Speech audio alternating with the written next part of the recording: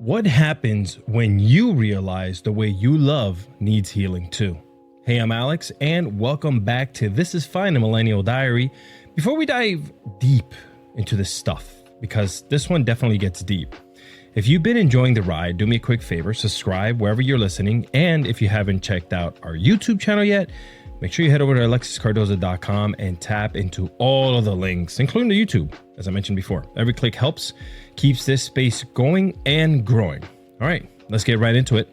This episode is for anyone who's ever sat in a therapist's office or on a friend's couch or in their own damn car thinking, why do I keep loving people in ways that hurt me?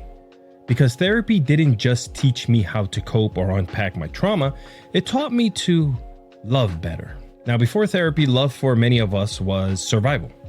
It was people pleasing. It was fixing. It was trying to earn safety through sacrifice. We thought love was always saying yes, never having needs, making ourselves smaller to keep the peace. But what we were calling love wasn't. It was anxiety. It was fear of abandonment. It was overfunctioning in relationships because no one ever taught us what healthy love actually looked like. Now, therapy didn't hand me a magic answer, but it helped hold up a mirror. It helped me see how I was repeating patterns, how my nervous system would interpret intensity as chemistry, how I confused being needed with being, well, loved.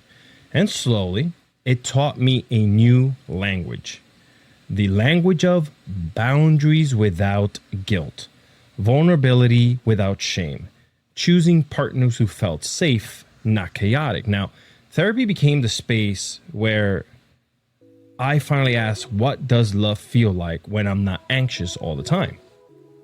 And here was the shift. When you start loving from a place of self-worth instead of self-protection, everything changes.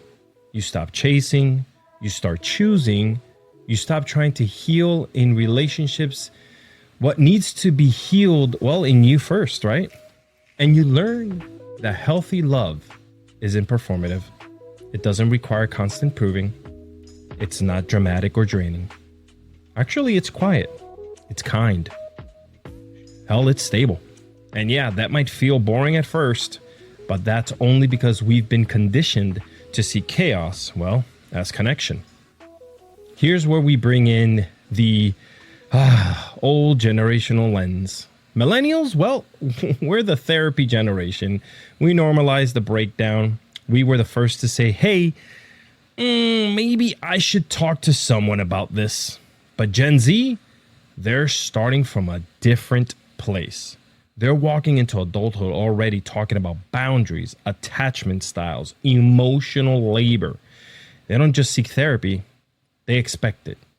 They expect partners who are in therapy.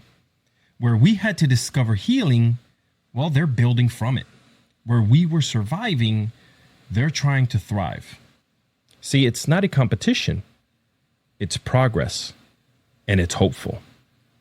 So, what does love look like when you've done the work or at least started it? Well, it looks like this: saying what you mean, asking for what you need, knowing when to stay and when to walk away, feeling peace in your own body instead of tension. Now, it's not about being perfect. It never will be. It's about being present. It's about loving from fullness, not from lack. So, let's bring it home. What happens when you realize the way you love needs healing too? Well, you start over, you rebuild, you unlearn, and the big one here, we relearn. And slowly, you start loving better. Not just others, but yourself. Next up, fear of intimacy, desire for connection, because wanting to be close and being terrified of closeness, yeah, we need to talk about that. As I mentioned before, visit alexiscardoza.com to subscribe, follow, and share this with someone who's doing the work too. This is love. This is healing. And you know what I'm about to say. And this is fine. Goodbye.